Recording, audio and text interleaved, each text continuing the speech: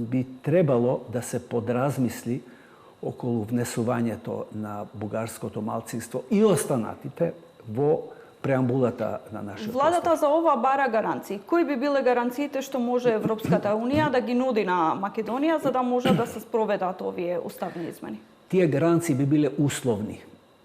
Односно, зошто велам условни? Затоа што, да речеме, ви дава Европската Унија гаранција,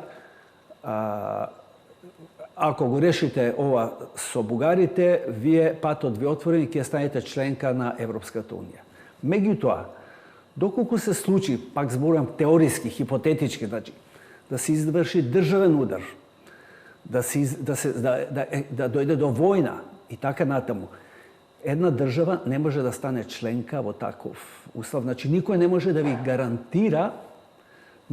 ви гарантира однапред дека вие ќе станете членка на Европската Унија. И тоа зависи